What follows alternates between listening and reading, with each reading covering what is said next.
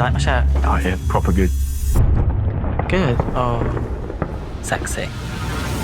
I was with Luke on that journey of being completely ignorant to the sort of Gaysian drag scene in London. Hi everyone, it's Silas from AsianCultureVulture.com. Thanks for joining me. We're going to be talking about the film Unicorns, and I'm with the two actors, the leads, Jason Patel, who plays Aysha Ashiq, and Ben Hardy, who plays the character of Luke. So let's go and find out more. What's up? I thought you were... First time you kissed someone like me? Tell us a little bit about your characters and what you liked about them and what you didn't like. I loved that Aysha was confident and sassy and very much, I want to say, like a DIY queen. She had her mind set to something, she'll make it happen. And the things that I loved about Ashiq was that he was gentle and really soft and caring, had a lot of love to give. There's nothing that I don't like about my character because they were perfect. But I actually think sometimes with Aysha and Ashiq that like, not that they had an anger issue, but sometimes they used to take things quite close to heart.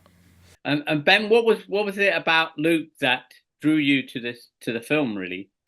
I suppose it was a story that I'd never seen before, and after reading the script, I was like, I definitely haven't seen this on the screen, so it's definitely something I'd like to be a part of. It was incredibly well written, and I knew that Sally was on board, the director, with James, but at the time it was just Sally. And I'd seen Swimmers, and I thought that was incredible. So yeah, I really wanted to be a part of it. But I suppose also I just found Luke quite fascinating, to the idea of playing someone who is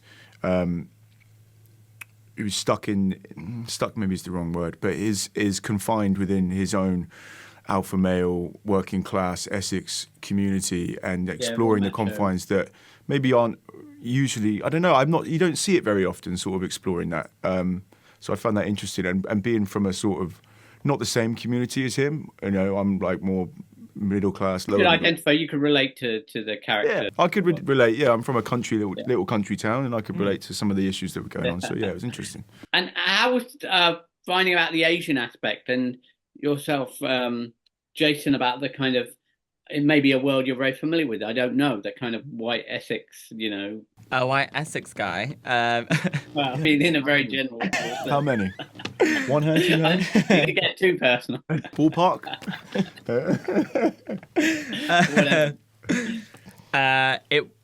You were familiar with? Yeah, the culture scene and the club scene that I was really familiar with.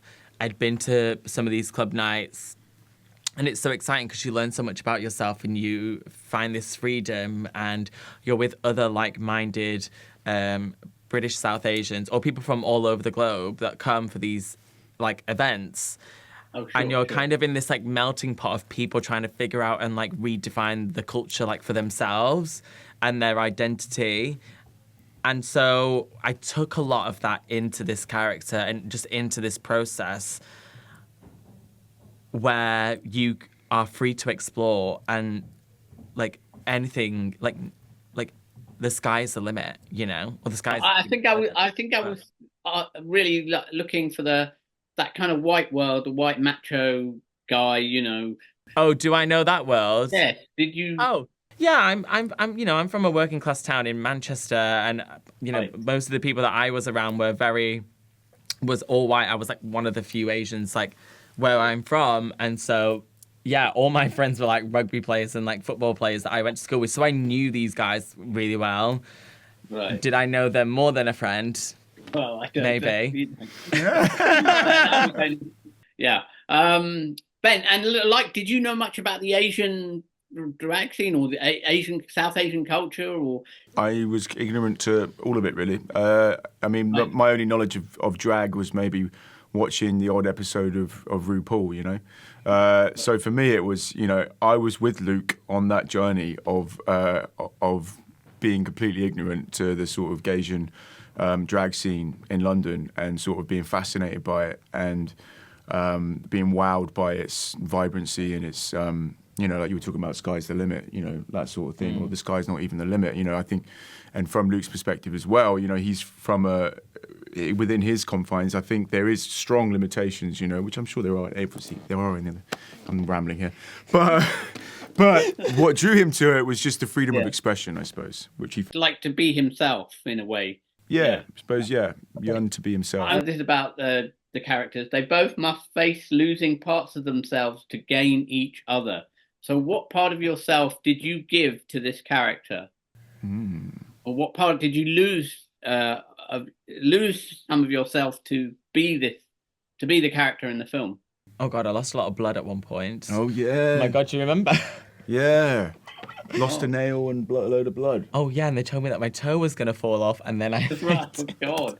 It was intense. Yeah, I gave blood, sweat, and tears to this. Jason had almost like a bit of a spasm on the floor, didn't you? No, because the scene was... Oh my God, so I fainted, and I've never fainted before in my life. And I thought they said action. I've never told anyone this, like, outside our thing. I thought they said action in my head as I fainted on the floor. And so I was playing out the scene, which the scene I can't say, because otherwise I'll spoil it.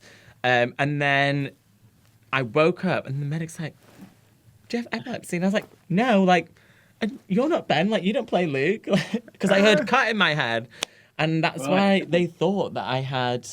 Right, yeah, because I was worried that you had epilepsy or something. Yeah. What do you want people to take away, if anything, from watching this movie? I mean, it's a very entertaining film. You know, you don't have to be involved in issues or whatever, but I think there is something else.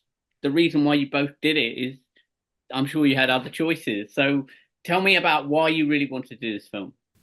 It's something really different, and it's uplifting, and it's full of love and passion and care.